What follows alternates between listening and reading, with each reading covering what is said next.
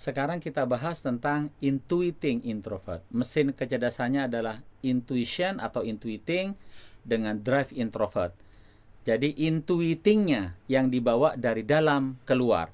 Ya, karena ciri khas dari orang intuiting itu adalah vertikal, itu mengapa orang intuiting introvert itu membawa dari dalam keluarnya itu ke tempat yang lebih tinggi.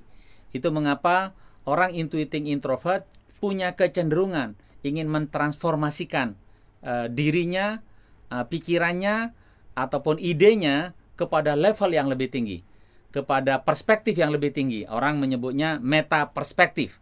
Nah, orang intuiting introvert itu dia menyukai sesuatu yang bermimpi dengan hayalan yang di atas realitas yang bisa dia jangkau. Itulah intuiting introvert.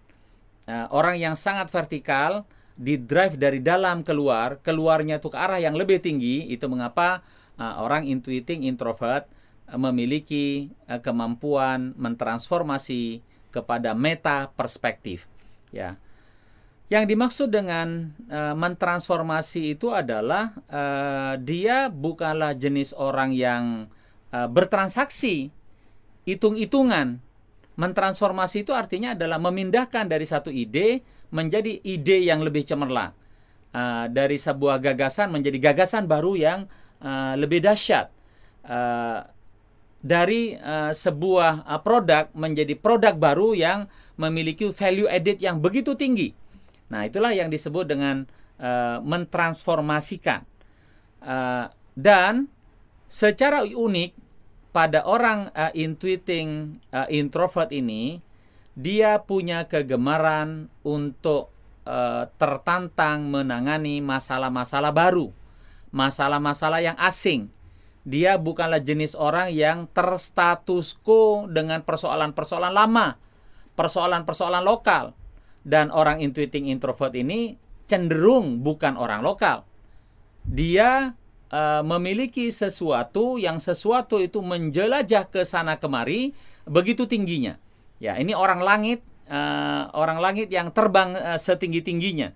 Dan ketika dia pergi ke level yang lebih tinggi itu pun dia kerap mencari masalah-masalah baru. Dia mencari masalah-masalah asing. Bagaimana terjemahnya dalam kehidupan sehari-hari? Wajar kalau orang intuiting introvert ini dia akan menyukai kawin dengan orang yang bukan satu suku, bukan dari daerahnya, karena dia menggunakan meta perspektif tadi, menggunakan perspektif yang lebih tinggi. Seseorang yang berasal dari katakanlah Semarang, kemudian dia memiliki pertimbangan bahwa Jakarta itu lebih tinggi daripada Semarang budayanya, maka dia dari Semarang lebih senang dikawinin oleh orang Jakarta. Orang Jakarta menganggap bahwa Singapura lebih tinggi, New York lebih tinggi, maka dia lebih senang dikawinin oleh orang Singapura dan orang New York. Nah, orang intuiting introvert pergi lebih jauh melampaui situasi lokal.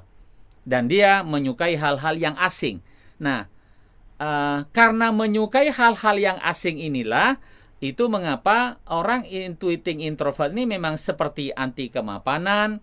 Dia begitu reformis, dia menyukai perubahan karena kerap dia berubah dari satu topik ke topik yang lain, dari satu ide ke ide yang lain, dari satu masalah ke masalah yang lain. Sepanjang keseluruhannya itu adalah membuat dia ditarik ke atas. Intuiting introvert selalu ingin pergi naik, terbang tinggi ke atas, dan apapun yang menjadi pencetus untuk dia naik ke atas itu adalah menjadi makanannya. Ya. Sesungguhnya cara kerja otaknya orang intuiting introvert ini, dia bukanlah jenis orang yang terspesialisasi kepada satu jenis pikiran tertentu. Dia lebih merupakan whole brain, keseluruhan yang sedang mempolakan sesuatu. Jadi intuiting introvert ini punya kemampuan berpikir lebih komprehensif, meskipun pasti akan kalah dengan orang insting. Dia bisa berpikir lebih holistik meskipun akan kalah dengan orang insting, tetapi holistiknya dan komprehensifnya orang intuiting introvert ini menggunakan konsep, menggunakan standar di level yang lebih tinggi, menggunakan meta perspektif tadi, sehingga dia bergerak di level yang lebih atas. Nah, bukan terspesialisasi, tetapi dia menggunakan whole brain yang mentransformasi dan mempolakan pikiran kepada peringkat tertentu.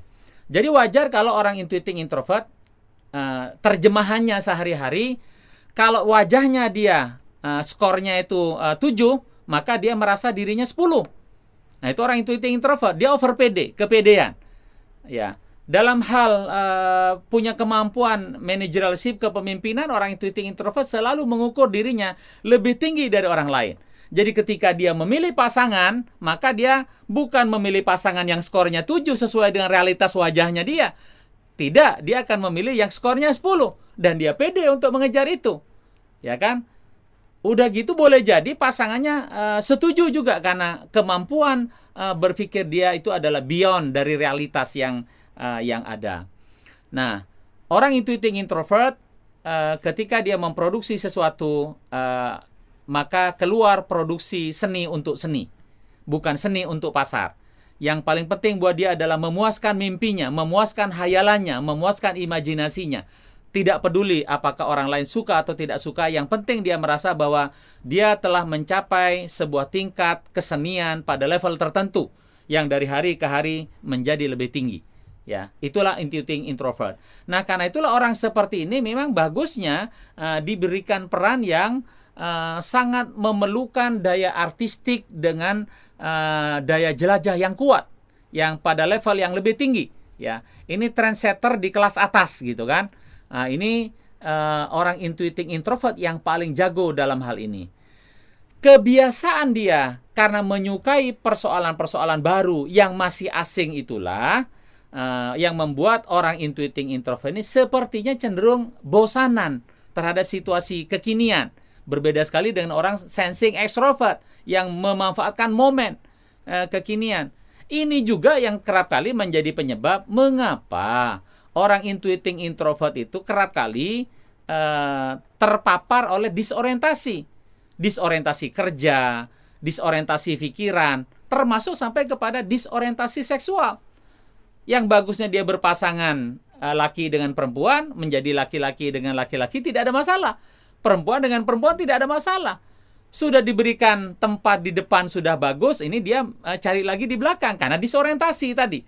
Dia menyukai masalah-masalah asing. Nah, ini adalah orang ciri dari orang intuiting introvert. Nah, memang kebetulan faktanya seringkali terjadi, kita perhatikan kalau orang intuiting introvert yang laki-laki akan tindak tanduk gerakan badannya seperti kemayu, yang perempuan itu seperti macho, tomboy. Nah, ini terjadi pada intuiting introvert. Jadi, masa kecil dari kita, anak kita yang intuiting introvert ditandai dengan seperti ada disorientasi yang berbeda. Di mana kehebatan yang sesungguhnya pada orang intuiting introvert ini yang nggak bisa dilampaui oleh orang lain, yaitu adalah dia menanjak naik ke atas begitu cepatnya. Seringkali malah orang yang di bawah itu agak ketinggalan dan keteteran. Maka kalau dia menjadi CEO, CEO-nya udah pergi kemana, bawahnya masih di mana. Nah, ini seringkali terjadi. Bagaimana caranya orang intuiting introvert ini untuk bisa berkembang jauh? Ini memang sangat bagus diletakkan di kalau perusahaannya itu atau kalau bisnisnya itu sangat kuat di riset, sangat kuat di pengembangan produk. Karena riset dan pengembangan produk ini cocok sekali ditaruh orang intuiting introvert yang dengan meta perspektifnya itu dia melampaui zamannya, melampaui realitas yang ada saat ini.